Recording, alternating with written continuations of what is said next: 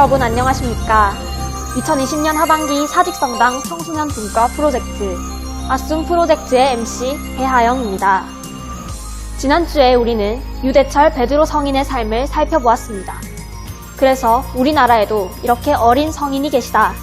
순교의 영광을 입었을 뿐만 아니라 일상생활에서도 하느님께 응답하려 했던 성인이 계시다는 것을 알 수 있었습니다. 특히 유대철 베드로 성인께서는 자신을 핍박하는 가족들에게도 하느님의 사랑을 전하고자 하셨습니다. 정말로 신앙의 투사라는 말이 어울리는 분이셨습니다. 그런데 말입니다. 유대철 베드로 성인처럼 어린 시절부터 주님 앞에 머무는 이들만 하느님의 부르심을 받을까요? 어린이가 장성한 뒤에는 그 부르심을 들을 수 없는 것일까요? 오늘 우리가 만나볼 성인께서 우리에게 그 답을 들려주실 것입니다. 함께 가시지요. 2020년 10월 가톨릭 성인들의 흔적을 쫓는 제작진에게 의문의 전화 한 통이 걸려왔다. 아니, 지금은 어엿한 성인으로 공경받고 있다 해도 이분이 과거에는 막 이단에 심취한 적도 있고 그랬다니까요? 생활 자체가 부분적이지 못했는데 그런 분을 어떻게 성인으로 모실 수 있겠습니까? 그다지 좋지 않았던 과거가 있었음에도 그리스도교 성인으로 공경받는 그는 누구인가? 그의 행방을 찾기 위해 제작진이 북아프리카로 나섰다. 북아프리카의 고대 도시 히포. 제작진은 이 히포에 소문의 성인이 계시다는 이야기를 듣고 그를 찾아보기로 했다. 이 도시에 위대한 성인이 한 분 계시다고 들었는데. 아이고, 계시고 말고요. 마침 이 안에 계시는 그분을 찾으시는 것 같은데, 따라와 보세요, 한번. 저기 저분입니다. 안녕하세요. 가톨릭이 알고 싶다 제작진입니다. 지금 저희가 예수님의 부름에 응답하신 성인들을 찾아서 이야기들을 들으러 다니는 중인데요. 이 근처에 사신 어떤 분께서 이리로 가시면 될 거라 말씀해 주셨습니다. 아, 그러시군요. 근데 사람 잘못 찾아오신 것 같습니다. 저는 그냥 글 쓰는 사람일 뿐입니다.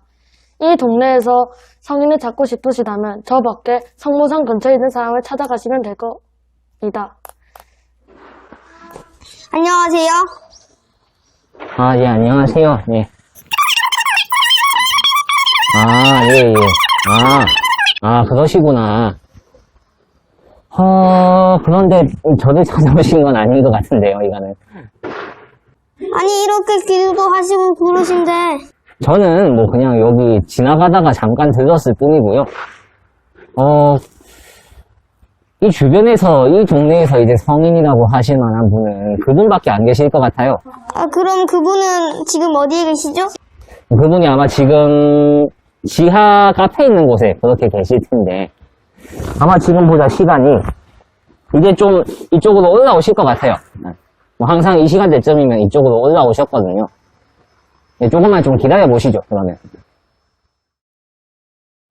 조금 전 제작진이 찾아갔던 찻집에 있었다는 성인. 대체 어떤 사람일까? 제작진이 못 보고 지나친 것은 아니었을까? 그런데 바로 그때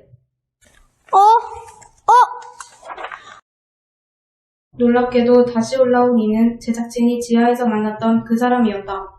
도대체 이게 어떻게 된 일일까? 아니 저희가 조금 전에 저분을 찾아갔었는데 아, 그랬어요. 하긴 저분께서는 그러실 법도 하죠. 아는 것도 많으시고 또 기도도 그렇고, 저희가 보기에는 저분이야말로 딱 성인이신데 늘상 그럴 자격이 되지 못한다고 말씀하시더라고요. 저분 성함이 어떻게 되시나요? 바로 아우구스티노라고 하십니다. 아우구스티노. 오늘날 우리는 아우구스티노 성인께서 많은 책들을 쓰셨고 신학에서도 중요한 역할을 하셨음을 알고 있습니다. 이런 업적들을 봤을 때 성인이라 불리기에 정말 부족함이 없어 보입니다. 그런데 말입니다. 조금 전 우리가 살펴본 것처럼 성인께서는 자신이 성인이라 불리기에 부족하다고 하십니다. 이것은 그저 그분의 겸손인 것일까요? 아니면 우리 제작진이 제보받은 것처럼 뭔가가 더 있는 것일까요? 아우구스토님 맞으시죠? 주위 사람들은 모두 선생님 외에는 성인이라 할 만한 사람이 없다고 합니다. 선생님께서는 왜 자꾸 아니라고 하시는데 왜 그러시는 건가요? 여러분은 저의 과거를 알지 못합니다. 제 지난 말들은 너무도 어둡고 부끄럽기 때문입니다. 간단하게라도 혹시 이야기를 해주실 수는... 이야기하자면 긴데요. 저는 어릴 때부터 우리 동네에서 머리가 좋기로 유명했지요. 고향에서 공부로 저를 당할 사람은 없었어요. 그래서 제 부모님께서도 그 당시 아프리카 최대의 도시 카르타고로 저를 보내셨지요. 그런데 카르타고는 제 고향과는 다른 동네였어요. 저는 학문을 닦으면서도 도시의 유흥 문화에 빠져들기 시작했지요. 한 여인을 만나 아데오 다투스라는 아들을 낳기도 했었어요. 어머니의 공고에 따라 이때 성경을 읽어보기도 했었지요. 그러나 도저히 말이 안 되는 것 같았어요. 그래서 그만 성경을 읽기로 그만뒀었답니다.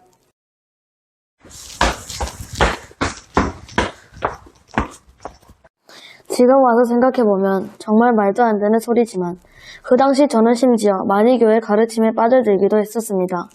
하느님의 참된 가르침을 태어나면서부터 접했어도 다른 곳을 계속 찾아 헤맸던 것이지요. 이렇게 저는 정말 부족하고 모자란 과거를 지니고 있습니다. 늘 제가 하느님께 돌아오길 바라셨던 어머니를 참 많이 괴롭히기도 했지요. 그렇다면 마음을 돌리게 된 계기가 있었던 것인가요? 그렇지요. 도시의 문화와 만이교 이단에 빠졌던 가운데에서도 공부를 하기를 게을리하지는 않았습니다. 그 결과 저는 아주 알아주는 수사학 교수가 될 수 있었지요. 당시 로마 황제의 궁에 있었던 밀라노의 수사학 교수로 스카우트 되어가기도 했었답니다. 엄청난 인기를 누리고 있었지요. 그렇지만 그런 세상에서의 성공에도 불구하고 뭔가 중요한 게 빠져있다는 느낌이 점점 강하게 들었습니다. 삶의 진리를 깨닫고자 공부를 했지만 정작 그것을 놓치고 있다는 느낌이 많이 들었었죠. 그때 밀라노의 암브로시오 주교님을 만나게 되었습니다. 암브로시오 주교님의 말씀을 들으면서 그동안 제가 그리스도교에 대해 잘못 생각해왔다는 것을 느낄 수 있었지요. 그리고 전부터 조금씩 만이교 이단에 대한 의문이 있었습니다. 암브로시오 주교님 덕분에 만이교와의 연을 완전히 끊어버릴 수 있었고 참 하느님께 제 마음이 조금씩 열리기 시작했습니다. 그렇게 주교님의 말씀을 계속 들으며 지내던 어느 날이었습니다. 여전히 저는 고뇌하고 있었습니다. 제 삶의 방향이 뭔가 잘못되었다는 느낌은 계속 받았지만 어떻게 해야 할지, 어떻게 이 고뇌로부터 벗어날 수 있는지 몰랐습니다. 그때 밖에서 어떤 소리가 들려왔습니다. 집어나 이거나 집어나 이거나 흥청대는 술 잔치와 만취, 응탕과 방탕, 다툼과 시기 속에서 살지 맙시다. 그 대신에 주 예수 그리스도를 입으십시오. 그리고 욕망을 채우려고 육신은 돌보는 일을 하지 마십시오. 이 말씀이 순간 저에게 날아와 꽂혔습니다. 이로써 저는 앞으로 어떻게 살아야 할지 방향을 잡게 되었고 곧바로 세례를 받아 오늘에 이르게 된 것입니다. 늦게야 당신을 사랑했습니다. 이렇듯 오랜, 이렇듯 새로운 아름다움이시여. 늦게야 당신을 사랑했습니다. 아우구스티노 성인께서는 이렇게 하느님께 대한 당신의 사랑을 고백합니다.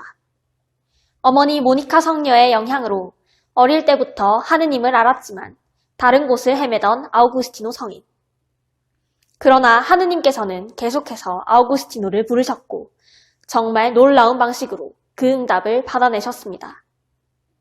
이 영상을 함께 보고 있을 초중고 주일학교 학생들, 청년들, 선생님들, 부모님들, 여러분은 어떠십니까? 아우구스티노 성인의 삶을 통해 볼 수 있었듯 하느님께서는 우리 나이가 얼마나 되었듯 지금까지 무엇을 하고 살았든 끊임없이 우리를 부르십니다. 지금도 우리를 부르시는 하느님 목소리에 함께 용기를 내어 응답해보는 것이 어떨까요?